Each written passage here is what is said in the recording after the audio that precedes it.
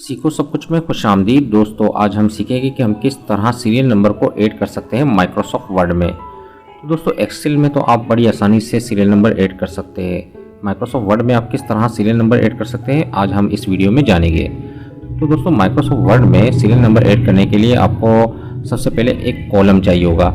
इस कॉलम को ऐड कराने के लिए आपको राइट क्लिक करना है और यहाँ से इंसर्ट पर आना है और insert column to the left पर क्लिक कर देना है तो एक कॉलम इंसर्ट हो जाएगा। यहाँ आप क्या है किस तरह सीरियल नंबर ऐड करेंगे, इसको सबसे पहले आप तमाम जो सेल्स है जहाँ आपको सीरियल नंबर चाहिए उसको सिलेक्ट कर ले।